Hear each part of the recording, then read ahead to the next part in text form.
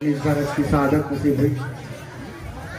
जी, अल्लाह हमें भी जल्द से जल्द हज करने की तौफीक अता फरमाए। मैं आपसे चंद सवाल करना चाहता हूँ कि मैं पूछ सकता हूँ? जी ज़रूर।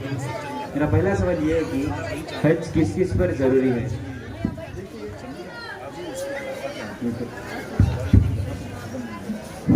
देखिए, हज हर मुसलमान मुकल्लिफ आज़ाद साहिब इस्तिताअत पर एक मरतबा वाजिब है।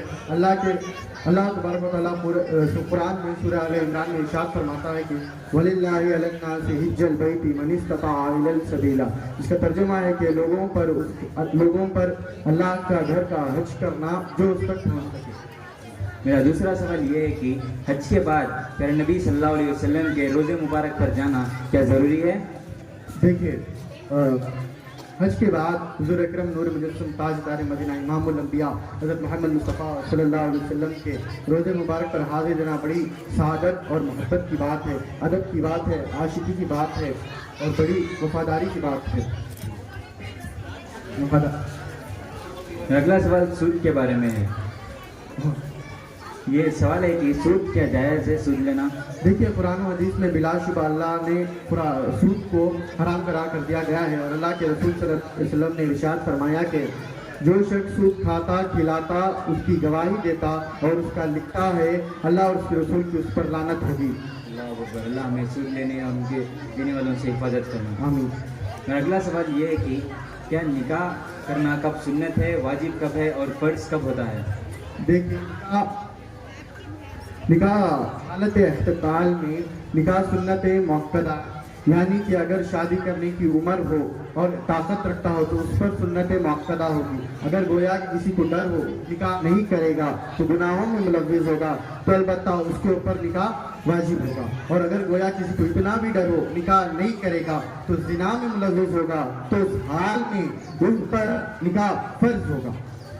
अगला सवाल ये है कि बच्चे की पैदाइश के वक्त क्या क्या सुन्नतें हैं? देखिए, जब बच्चे की पैदाइश होती है तो उसके दाहिने कान में अजान दी जाती है और बाएं कान में इकामत दी जाती है।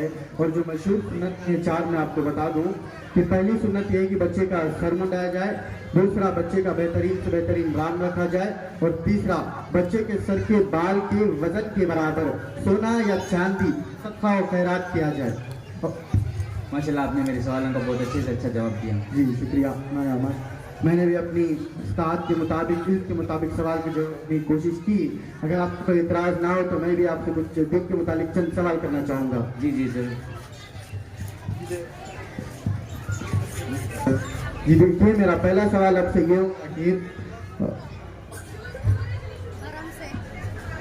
मेरा आपसे पहला सवाल ये होगा कि कलमा तौबा ला इलाहा इल्लल्लाह का ज़रा मतलब बताइएगा। ये अल्लाह जो है जिसने हर चीज़ को पैदा किया, वही हर जानदार को रिस्क देता है और वही हर अम्र की तदबीर फरमाता है और उसके दस्ते कुदरत में खैर व शर है। वो हर चीज़ पर कादिर है और अल्लाह के सिवा कोई माबूद बरक नहीं। यही कलमे ला इलाहा इल्लल्लाह का मतलब है। माशाअल्लाह, आपने बड़े बेहतरीन अंदाज में कलमे तौबा का मतलब बताया। मैं आपसे दूसरा सवाल करना चाहूँगा कि अल्लाह की अज़मत करदा चीज़ों में से सिर्फ 7 चीज़ें ज़रा हमें बताने की ज़िम्मत कीजिएगा। अल्लाह ने 3 चीज़ों का अज़मत दी है, इनके बारे में ताज़ीम करना ईमान और तक़वे में से है। उनमें से सब मैं आपको बता दूँ, उलमा, औलिया, अंबिया, शुहदा, कुरान, कबतुल्लाह और मस्जिद। इन 7 चीज़ों को अल्लाह ने सबसे ज़्यादा अज़मत वाली चीज़ें कही हैं और भी कई चीज़ें हैं जो अज़मत वाली हैं। माशाअल्लाह, आपने बड़े बेहतरीन अंदाज में जवाब दिया। मैं अब अपने आखिरी सवाल पर ख़त्म करना चाहूँगा कि जैसे कि अब हम आखिरी उस ज़माने में हैं, अनकरीब क़यामत नज़दीक है, कुरान और हदीस में तो यही है।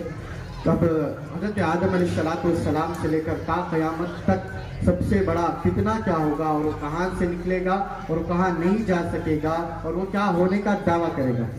देखिए, आदम अलैहिस्सलाम से लेकर ता क़यामत तक सबसे बड़ा फितना दज्जाल का फितना होगा और ये दज्जाल 40 दिन तक ज़मीन पर रहेगा।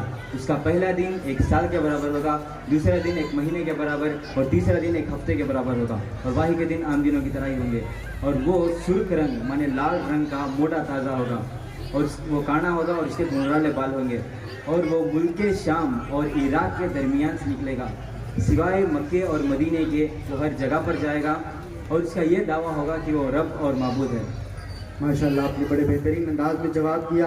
अल्लाह हमें तमाम फितनों, शर व बशर से हिफाजत फरमाए और अपने हिफ्ज़-ओ-अमान में रखे। वमा अलैना इल्लल बलाग, वल्हम्दुलिल्लाहि रब्बिल आलमीन। जज़ाकल्लाहु खैर।